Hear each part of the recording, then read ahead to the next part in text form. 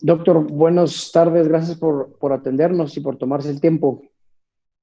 Buenas tardes, Pedro Pablo. Un gusto estar con ustedes. Mil gracias. Mire, para ir poniendo en contexto a la gente, ¿en qué situación exacta nos encontramos con relación al COVID-19? Bueno, estamos en esa etapa de aceleración de la epidemia. Hemos tenido ya 3 semanas en escalada y obviamente estamos viendo ya los efectos de cuando el número de casos y de contagios comienza a rebasar la capacidad del sistema de salud pública y de atención.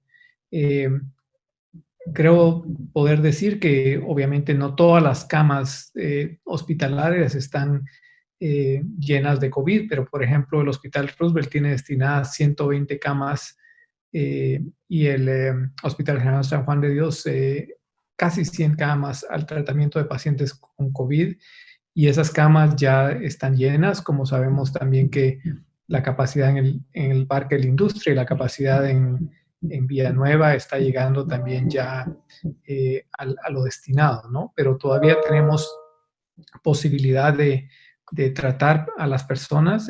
Obviamente esto va a requerir una reorganización del sistema de hospitales y también el apoyo de recursos humanos e insumos para eso. ¿Y usted encontró las cosas peor, mejor o justo como las veía ya fuera, doctor? Conozco el sistema de salud de Guatemala, he trabajado en él antes y además de eso eh, continúo haciendo labor a pesar de estar en Estados Unidos en el área rural de acá. Así que eh, lo he dicho, me vine a encontrar con lo que temía de cómo íbamos a estar en términos de la respuesta y básicamente con un sistema que está llegando, digamos, a ese límite que muchos países llegaron, ¿no? O sea, no debemos decir que este es, obviamente que hay un abandono importante del sistema de salud y eso lo hace mucho más difícil. Doctor, a casi 3 meses desde el primer caso, la intención es un poco ir tratando de obtener esas respuestas que puedan empoderar a la gente con información. ¿Cuáles diría usted que han sido los principales focos de contagio en el país? Bueno, al inicio obviamente fueron muchos los contactos de viajeros, tanto viajeros eh, turísticos y comerciales que venían a Guatemala, como los compatriotas retornados que trajeron mucho de la infección al país. Pero hoy por hoy, digamos, los focos de contagios están en aquellos lugares donde hay mucho más concentración de personas y donde las medidas todavía no han sido implementadas al máximo para poder disminuir ese contagio social, ¿no? Hemos visto contagios a nivel de mercados, hemos visto contagios a nivel de maquilas, de empresas que todavía no han puesto en marcha protocolos serios como para contener este virus o contener el contagio. Eh, y obviamente la población como tal no hemos tomado conciencia al máximo de lo que esto significa. Creo que poco a poco en estas últimas semanas he visto más una actitud eh, que la población ha tomado de mantener su mascarilla, de lavarse las manos, de tratar de no salir si no es necesario, ¿no? Desde que usted vino a Guatemala se han notado algunos cambios y uno de ellos es el plan de desescalada y el establecimiento de fases. Y de ellos se desprende que las pruebas son fundamentales. Antes de asumir este rol, usted recomendaba el poder hacer 5,000 pruebas diarias y que sin lograr esa meta, pensar en las diferentes fases era un tema complicado. Varias preguntas. ¿Sigue pensando lo mismo? Y la pregunta del millón es, ¿dónde conseguiremos esas pruebas y cómo podemos aumentar la capacidad para procesarlas mejor?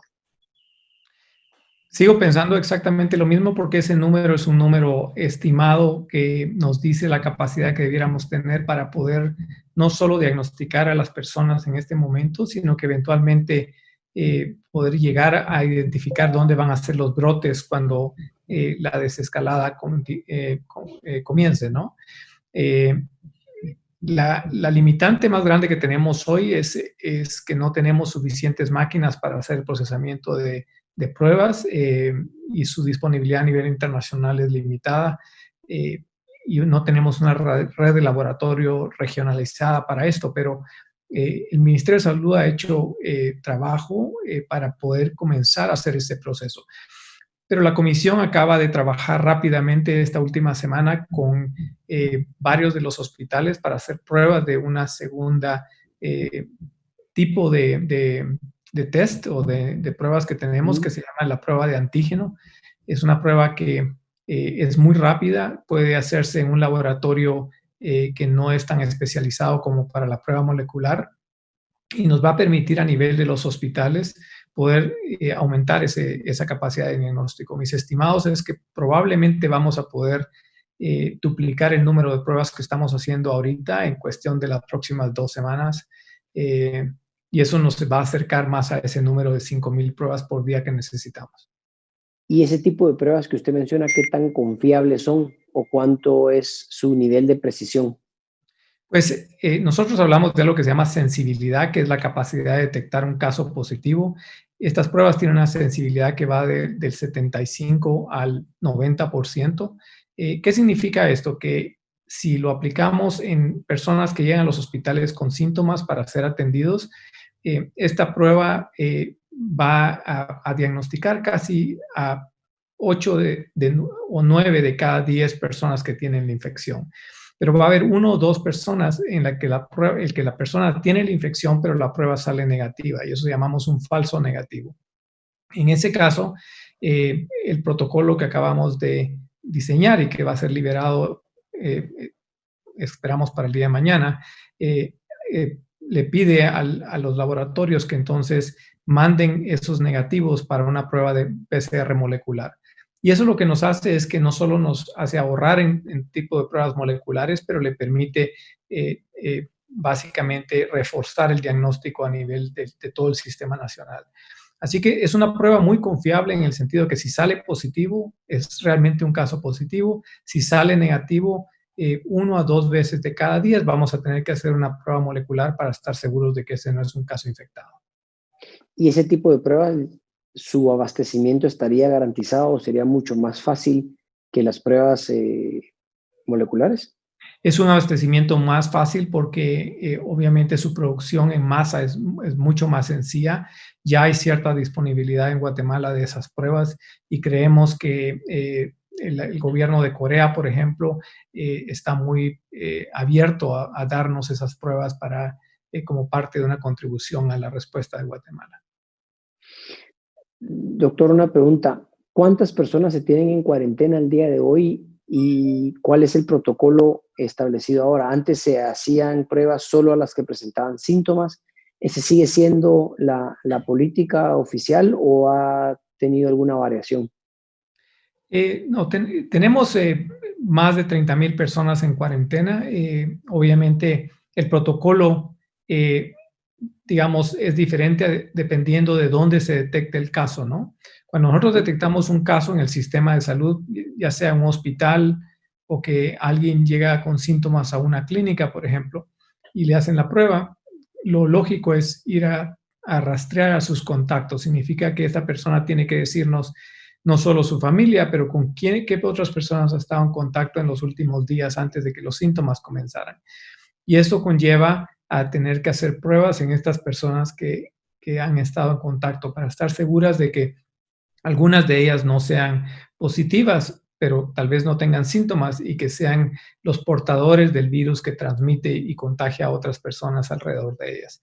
Eh, pero también sabemos que lo que ha cambiado, porque tenemos ya mejor evidencia científica, es que la persona que tiene una infección a los 10 días deja de ser infecciosa. Entonces ya no necesitamos repetir una prueba para llamarla recuperada y podemos al día 10, en su mayoría, considerarla que ya no está infecciosa. A pesar de eso, todavía el tiempo de cuarentena para las personas lo estamos estableciendo en 14 días para estar seguros. Pero si el caso usted, digamos, está en un hospital y ya se mejoró, a los 10 días básicamente lo consideramos no infeccioso. Hablando del tema de la información como tal, en el laboratorio de datos GT ha mencionado que existe una discrepancia en la cantidad de pruebas reportadas. ¿Qué opinión le merece eso, doctor, y cómo se puede corregir? En una crisis como esta siempre existen discrepancias dentro de los diferentes sistemas de epidemiología que están reportando. Entonces, por ejemplo, el número de pruebas y el número de positivos que nosotros recibimos viene del sistema de laboratorio, mientras que investigación epidemiológica está constantemente recibiendo reportes de casos que vienen tanto de instituciones públicas como de instituciones privadas. Entonces, por ejemplo, le voy a dar una muestra, digamos, si una persona, si un médico diagnostica a un paciente con COVID y se tarda unos días en hacer el reporte, es posible que nosotros ese caso no cuente dentro del sistema de epidemiología inmediatamente, pero va a contar dentro de 2 o 3 días. Así que siempre existe esta discrepancia continua, ¿no?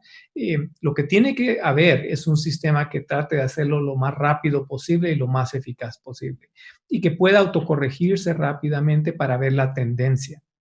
Y yo creo que la COPRECOVID va a trabajar muy arduamente en establecer ese tablero de datos que necesitamos para que ustedes, tanto como medios de comunicación como la población misma, pueda ver con más transparencia cómo los datos se están desarrollando y cómo la epidemia va evolucionando. Necesitamos esa visión de parte de la población y estamos construyendo hacia ese camino. Algunas personas han mencionado que parte de las disposiciones dictadas para enfrentar el COVID parecieran estar muy encaminadas para la ciudad capital y que la realidad en el interior del país es otra. ¿Usted lo percibe así? Y si fuera el caso, cómo se puede corregir o qué ajustes se tendría que hacer para enfrentar esas realidades que vivimos? Bueno, hay dos realidades. Uno, así como abandonamos el sistema de salud, una de las partes que abandonamos por mucho tiempo fue la atención primaria de salud. Han habido intentos de fortalecer el sistema de atención primaria de salud que creemos que es vital, ¿verdad? Si vemos a Costa Rica, la razón de la respuesta tan eficaz que tuvo Costa Rica fue basarse en un sistema de salud con atención primaria fuerte que lo construyeron en los últimos 20 años, ¿no? Así que hay una debilidad importante ahí. Por el otro lado, tenemos que saber que en la respuesta a la crisis, uno debe concentrarse donde los focos de infección son más calientes o más activos, ¿no? Y en este momento es la región metropolitana de Guatemala, así como las urbes más grandes, las que están sintiendo el impacto más grande de esta epidemia. Eso no quiere decir que en cuestión de unas semanas estos mismos focos vayan a comenzar a ser más intensos en algunas áreas rurales de Guatemala. Y por eso es que es tan importante moverse rápido a tratar de fortalecer por lo menos la capacidad de detección y de manejo a nivel de estos sistemas de atención primaria en el área rural, porque eventualmente esas poblaciones van a comenzar a sufrir el efecto de la epidemia. Doctor, regresando a donde usted empezó, que era el tema de los hospitales. Para nadie es ningún secreto que en Guatemala descuidamos el sistema en favor, lastimosamente, en muchos casos del negocio y la inversión se quedó relegada y olvidada. Pero usted mencionaba algunas estadísticas del Roosevelt y el San Juan de Dios. Eh, ¿Cuál es ese número que nosotros los guatemaltecos tenemos que tener en mente para saber si sobrepasamos la cantidad de pacientes que necesitan atención hospitalaria, incluyendo los hospitales del Seguro Social? Puede llegar un momento en el que nosotros no podamos atender a los enfermos que sí lo requieren. Entonces, ¿cuánto es nuestra capacidad? ¿Es 500 personas con atención hospitalaria? ¿600? ¿1000? ¿Cuál es ese número que ustedes tienen proyectado? Bueno, digamos, el número actual de camas hospitalarias del sistema de salud, o por lo menos el sistema de salud pública, es alrededor de más o menos 7,500 camas. El Seguro Social tiene alrededor de 2,500 camas y el sistema privado cuenta más o menos con unas 3,000 camas, pero no todas ellas pueden ser destinadas al manejo, no todas ellas tienen oxígeno, no todas ellas pueden ser completamente utilizadas en el proceso. Y por eso es tan importante el concepto de aplanar esa curva, ¿no? Porque si todos contribuimos a que el contagio no se dé, evitamos que el sistema se sobresature. Yo creo que en este momento Todavía hay plasticidad, hay apertura en el sistema para poder atender a más personas. Obviamente vamos a tener que dejar de atender a algunos procedimientos y algunas enfermedades que pudieran ser atendidas a otro nivel. Pero es claro de que no vamos a poder usar el 100% de camas que se tienen en este momento. Los cálculos en un momento crítico, digamos, si no hiciéramos nada de mitigación, y eso significa que no pusiéramos la distancia social y no hiciéramos el control que estamos haciendo en este momento, se esperaba que al pico íbamos a necesitar aproximadamente entre 15,000 a 18,000 camas, que es mucho más allá de lo que tenemos capacidad en el sistema. Así que ahorita lo que estamos tratando de determinar es si esas medidas que estamos tomando como guatemaltecos y como población puede desacelerar esa curva de contagios y permitirnos que el sistema pueda atender a las personas adecuadamente. Ya estamos viendo algunos rebalses y eso es preocupante, pero creo que todavía existe posibilidad de manejo. Y digamos, usted mencionaba, corrígeme, estoy equivocado, los números que usted mencionaba son globales del sistema, no solo para atender COVID, ¿correcto? Así es. Estamos incluyendo ahí camas para niños, camas para señoras embarazadas, que normalmente no son camas que utilizamos para el tratamiento de COVID, ¿no? Y digamos, en algún momento, si llegáramos a tener que utilizar esas camas es porque ya estamos muy por encima de la capacidad para atender el tema de COVID, ¿correcto? Correcto. Tendríamos Pero, que, de alguna manera, volver a algunos de estos espacios, digamos, con capacidad de atención COVID y movernos a otros espacios donde podemos atender el resto de necesidades. y lo que hoy tenemos instalado para atender COVID, por ejemplo, decían los médicos del Roosevelt hoy en la mañana que habían designado un espacio para 100 personas, usted mencionaba 120, pero decían que les llegaron 100, que estaban atendiendo a 150 personas hasta el fin de semana. ¿Cuánto, si sumamos Parque de la Industria, el Temporal de Shela y los demás hospitales, específicamente para COVID, se tiene un estimado de cuál es esa capacidad hospitalaria que tenemos o todavía no lo han logrado determinar? Bueno, digamos, hablemos un poco del nivel central que es el que está sufriendo el embate más grande. Y en este momento, digamos, el sistema del Ministerio de Salud Pública, que incluye los hospitales grandes más los hospitales temporales que tenemos, tiene alrededor de unas 1,000 camas destinadas a COVID, y eso no es suficiente. Tenemos que levantar más de esas 1,000 camas porque vamos a necesitar, como hablamos antes, depende de qué tanto contengamos a esa epidemia, probablemente necesitemos mucho más que eso en el pico si llegamos en las próximas semanas. Obviamente, el área rural tiene más problemas. Los centros urbanos del área rural no tienen esa plasticidad que tiene el sistema central, porque uno de los problemas del sistema es que hemos concentrado la atención de los servicios en el área metropolitana de Guatemala. No es ninguna extrañeza para nosotros, por ejemplo, que muchas personas que tienen enfermedad seria o accidentes serios en el interior de la República tienden a caer normalmente aquí al nivel central porque es donde se tienen los recursos para atenderlos, ¿no?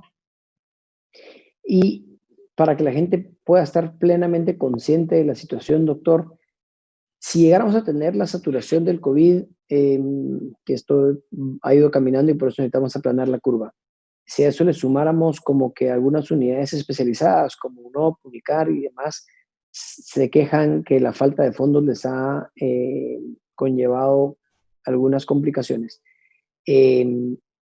Si eso no lo controlamos, podríamos estar ante un escenario en que enfermedades más comunes o padecimientos más tratables se nos puedan agravar. Bueno, claro, lo que termina pasando en estas epidemias es que las personas no van a los servicios de salud tan frecuente, porque todo el sistema de atención, digamos, de clínicas no está funcionando al 100%. Y eso significa que las personas retrasan más su tratamiento y terminamos con más complicaciones. Y eso es un problema grande, ¿no? Porque entonces lo que podría haber sido tratado, por ejemplo, a los 3 días de que comenzó, ahora lo tenemos que tratar al día 7 o 10 cuando ya hay una complicación y a veces requiere una hospitalización. Entonces, lo que más tenemos que pedir de la población guatemalteca es que no espere al tratamiento, ¿no? Vamos a tratar de proveer esa capacidad de asistencia y por eso es que la atención primaria es básica, porque la atención primaria puede agarrar estos casos tempranamente y tratar de manejarlos sin que se complique. Para la gente que ya llega al hospital, al día de hoy, ¿hay un tratamiento estándar o común que se le esté aplicando a los pacientes COVID, doctor? Como ha pasado en todos los países, diferentes hospitales han creado sus propias eh, terapias basado en lo que ellos reconocen que es lo aprobado, pero también lo que les ha servido. Lo que la COPREVIR está haciendo desde hace unos días es tratando de unificar esos manejos de manera que exista un protocolo nacional básico de manejo, y eso le permite dos cosas. Uno, asegurarse de los recursos que necesita para que ese protocolo funcione, pero también que todos aprendamos la mejor manera de tratar el COVID sin desperdiciar recursos tan valiosos que tenemos. Y eso, me imagino que se publicará en los próximos días, contemplará o si ya existe para aquellas personas que son positivas pero que no van a los hospitales y que se tratan desde casa. ¿Hay alguna recomendación? ¿O va a haber alguna recomendación para que la gente permanezca en su casa pero con la tranquilidad de que puede seguir un tratamiento paliativo para la infección? En este momento no existe ningún antiviral ni ningún medicamento que podemos utilizar para el tratamiento ambulatorio del COVID, ¿no? Sabemos que lo que más ayuda es que las personas se hidraten, que las personas descansen, que usen paracetamol y en ocasiones ibuprofeno si al caso tienen fiebre o malestar. Y lo más importante de estas personas es que vigilen cómo están en términos de la sensación para respirar.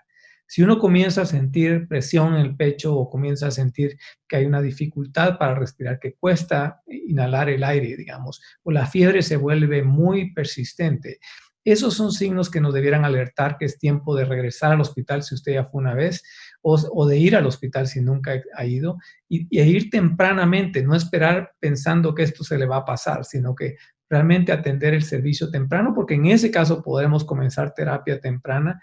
Y nuestra experiencia es que estos pacientes que llegan tempranamente a veces necesitan oxígeno por unos 2 días y rápidamente pueden regresar a sus hogares, mientras que usted se retrasa unos 5 días y ya llega con, digamos, con un oxígeno por debajo del 80%, y entonces se complica mucho más el manejo y puede ser que pase en el hospital varias semanas. Doctor, usted mencionó lo necesario que es que aumentemos nuestra capacidad hospitalaria y eso va de la mano con médicos y personal médico que lo opere. En su momento usted mencionaba que era necesario poder graduar a aquellos médicos que ya solo estaban pendientes de la tramitología. ¿Cómo va ese proceso y cuántos médicos podemos llegar a necesitar si logramos ampliar esa capacidad hospitalaria de la que usted ha hablado? Bueno, vamos a necesitar mucho más de los médicos que existen en este momento. Yo creo que no vamos a poder resolver esa parte del problema desde el número de recursos que necesitamos, ¿verdad? Sistemas como Costa Rica tienen 3 veces más médicos que nosotros por población, pero existe este grupo de médicos jóvenes digamos, estudiantes que ya están casi para graduarse, ya les falta casi solo 1 o 2 trámites administrativos.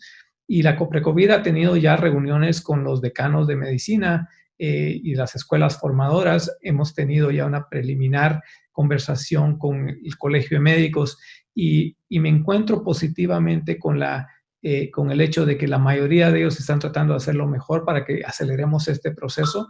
Yo espero que después de algunas conversaciones que tengamos esta semana, tengamos ya un sólido proceso de graduación de estos médicos, así como de su posibilidad de integración al sistema de atención que tenemos, ¿no? Así que yo espero que en una semana o 2 ya podamos contar por lo menos con esa posibilidad de comenzar a graduar a estos muchachos que necesitamos. ¿Cómo cuántos médicos estiman que podrían incorporarse? La presa posible de médicos que podríamos integrar al sistema, si todos ellos se hacen voluntarios a participar, estaría alrededor de 400 a 500 médicos. Okay. Y eso sería de que ellos se dispongan a participar, no sería una condición de que se les gradúe así, solo así participan en el proceso. Estamos trabajando en ese proceso. Creo que el que todo el mundo, todas las escuelas formadoras, el Colegio de Médicos y el mismo Ministerio de Salud estén haciendo por ellos este proceso para graduarlos tempranamente, creo que tiene que adicionarse a la importancia que ellos deben servir al sistema en este momento. Entonces, creemos de que sí existe esa posibilidad de estimular el hecho de que ellos se integren al sistema. Doctor, por sus declaraciones previas, usted ha demostrado que está consciente que la pandemia tiene efectos económicos y que el tema de salud se mezcla con eso, la economía y el tema social. En función de lo que usted ha visto de las medidas que se están tomando, ¿usted estima que junio lo pasemos en las mismas condiciones o considera que podría llegar a verse algún cambio de acuerdo a las fases que se establecieron? Es muy difícil predecir cuánto tiempo nos va a tomar aplanar esta curva que tenemos en este momento, en esta primera onda, ¿no? Certeramente no esta semana ni la siguiente que viene. Yo creo que de nuevo va a depender de ese apego estricto que tengamos cada guatemalteco y cada empresa y cada centro de trabajo a tratar de contribuir a ese aplanamiento. Mientras más rápido salgamos de esta curva, más probabilidades hay de que podamos pensar en las siguientes fases de desescalada. En la mayoría de países, digamos, y lugares que hemos observado, esta primera ola con un estricto cumplimiento de las normas tarda entre 4 a 6 semanas.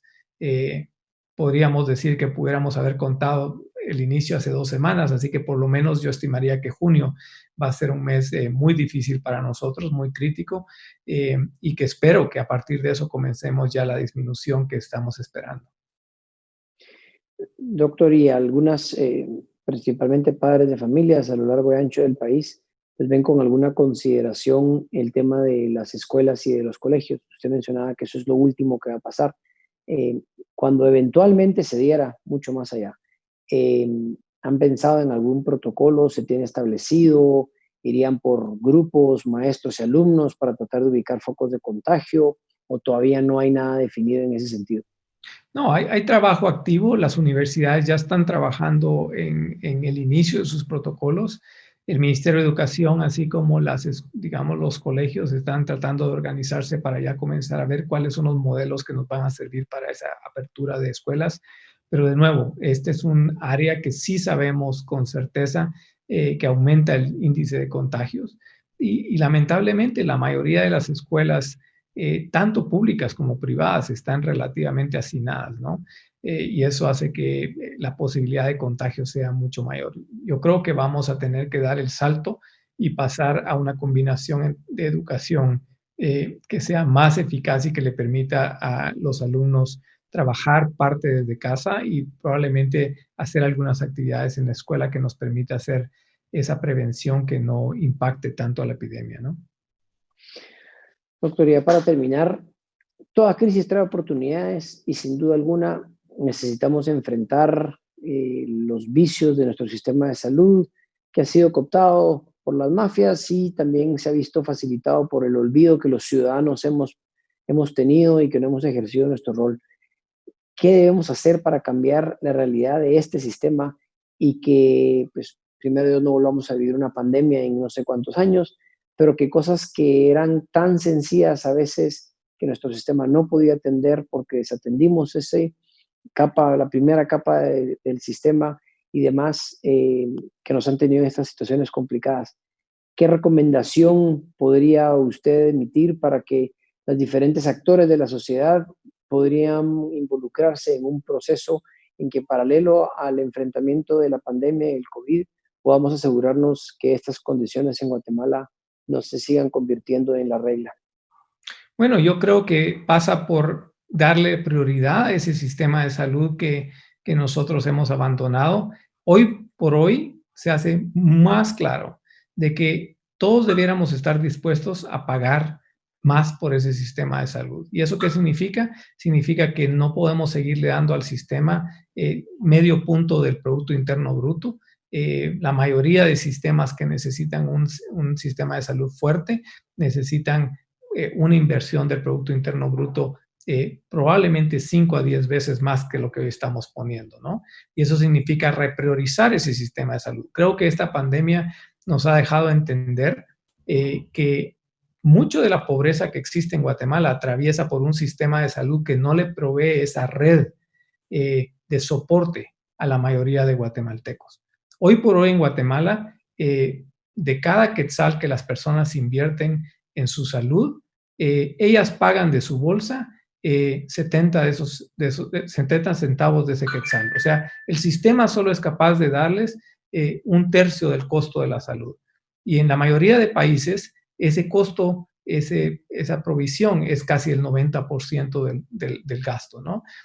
Así que debiéramos ir pensando en esas maneras de financiar el sistema de salud. Obviamente necesitamos un sistema de salud que pueda coordinarse más. Lo que estamos viendo ahora mismo ha sido lo difícil de la rectoría y de la coordinación del sistema de salud. El ICS está tratando de hacer las cosas por su lado, el Ministerio de Salud está tratando de mantener una rectoría, los hospitales privados que nos vanagloriábamos que en Guatemala son fuertes, hoy por hoy se ven a la merced de una epidemia que no pueden contener. Y eso lo que nos dice es que necesitamos un sistema de salud que pueda estar coordinado, que de alguna manera tenemos que encontrar la fórmula que funcione para todos los guatemaltecos de la mejor manera. Y finalmente, creo que hay que hacer una inversión muy importante en el sistema de atención primaria de salud. Es la manera más costo eficaz de básicamente proveer salud a la población. Los hospitales son tremendamente importantes, pero donde la onza de prevención que tenemos que poner nos ahorra una cantidad de gastos en salud muy grande si lo hacemos bien, como lo han mostrado otros países. Muchísimas gracias, doctor. Gracias por su tiempo. Creo que desde que se anunció su incorporación en la comisión y que usted iba a dedicar tiempo para venir a apoyar en estas complicadas situaciones, fuimos muchos guatemaltecos que sentimos un grado de tranquilidad, de saber que esto no es fácil, esto es algo que seguimos enfrentando, pero que va a ser la suma de todos los esfuerzos y que el derivado de un buen liderazgo que se está ejerciendo y en el que se siente que existe un rumbo muchísimo más claro, pues empezamos y podremos ver la luz al final del túnel. Así que muchísimas gracias por su tiempo, por su esfuerzo, por su entrega y primero Dios pronto salimos todos juntos adelante.